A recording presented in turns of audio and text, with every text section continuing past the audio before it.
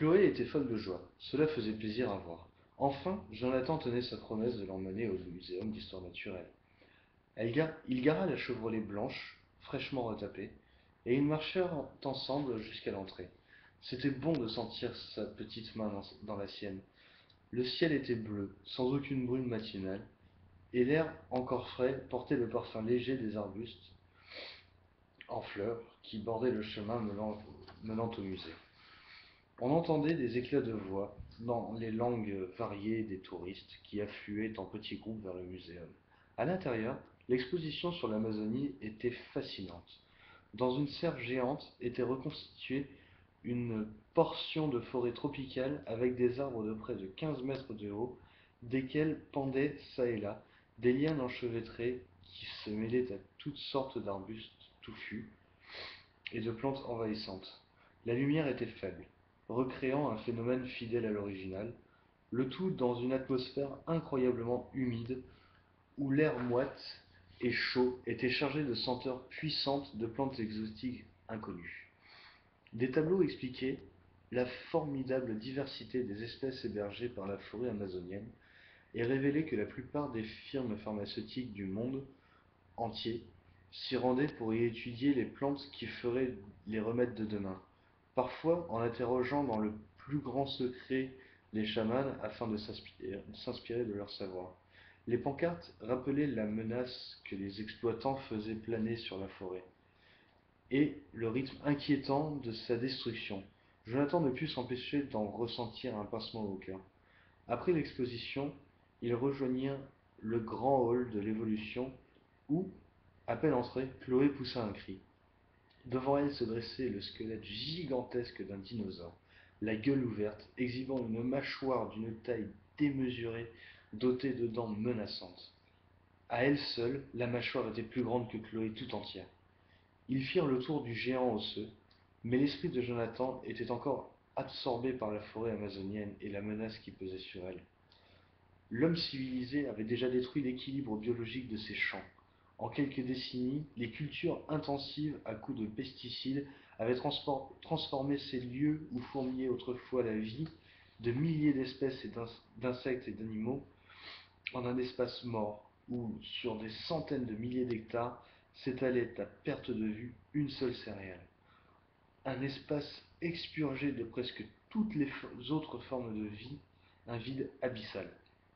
La destruction de la forêt amazonienne était, Jonathan le sentait, l'acte à ne pas commettre, à ne pas poursuivre, l'erreur de trop.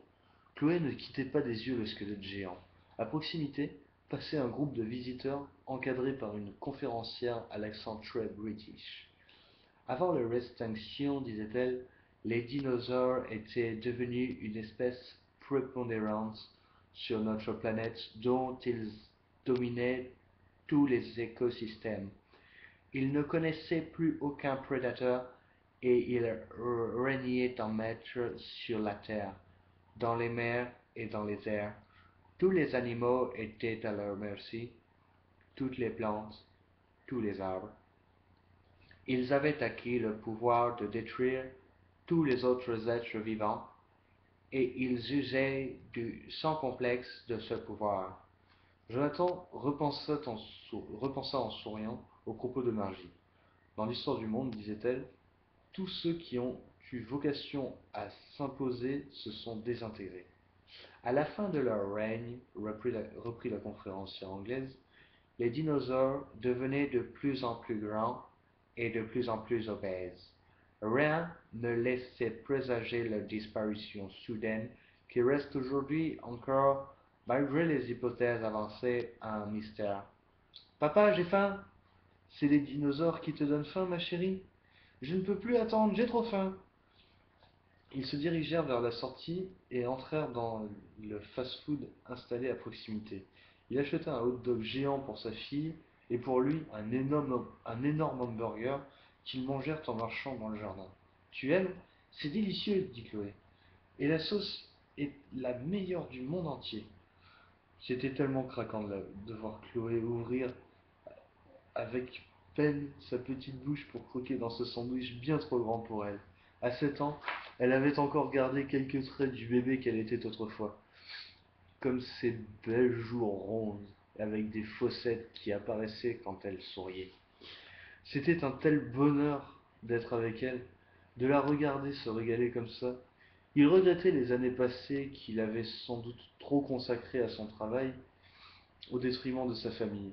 Angela avait raison quand elle le lui reprochait. Il n'avait jamais voulu l'admettre, argu- arguant toujours que c'était pour elle qu'il s'investissait dans le cabinet, pour leur avenir. C'était juste, mais le présent ne se revit pas une seconde fois. Les moments perdus, ce sont pour toujours. Heureusement qu'il s'en rendait compte maintenant. Chloé était encore une enfant et il était bien décidé à savourer leur relation. Ne serait-ce qu'un week-end sur deux.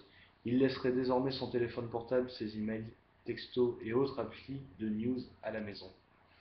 Il est bon ton hamburger demanda-t-elle. Pas mal, et sur un banc, à quelques mètres, était assis un homme au visage familier. Mais d'où Jonathan le connaissait-il? Impossible de mettre un nom. Leurs regards se croisèrent sans que l'autre réagisse. Mais oui, bien sûr, je vous ai vu à la télé l'autre jour, lui dit Jonathan, en s'approchant. Un reportage sur l'expo amazonienne. L'homme acquiesça en souriant. C'était l'Indien qui parlait de la forêt. Marrant de voir en vrai un inconnu qui passait sur le petit écran quelques jours plus tôt. Vos propos de l'autre jour m'ont touché, dit Jonathan. C'est terrible que cette forêt soit détruite, tout ça pour de l'argent. L'Indien acquiesça en silence. Les autres pays, continua Jonathan, devraient faire pression sur les Brésiliens pour qu'ils cessent de faire ça. L'Indien le fixa quelques instants d'un regard profond. Vous pouvez dire ça, finit-il par dire d'un ton énigmatique, presque indulgent. Jonathan fronça les sourcils. L'autre continuait de le fixer tranquillement de ses yeux charitables. Qu'est-ce que vous voulez dire au juste? L'Indien parla d'une voix douce, sans aucune amertume apparente, alors que l'on évoquait le drame qui visait la terre de ses ancêtres. Les Brésiliens abattent la forêt pour la transformer en champ de soja et nourrir les bœufs. Oui, je sais. Il regarda longuement Jonathan d'un regard tellement bienveillant que le silence devint vite embarrassant. L'Indien finit par reprendre d'un ton toujours aussi calme, aussi bon. Vous saviez à qui sont destinés ces bœufs? Il fallut quelques secondes à Jonathan pour comprendre. Et alors il se figea. Il avala sa salive. Sa main qui tenait le hamburger devint moite. Il se sentit rougir. Il resta ainsi quelques instants qui durèrent une éternité face à cet homme digne et paradoxalement compatissant qui posait sur lui des yeux pleins de bonté.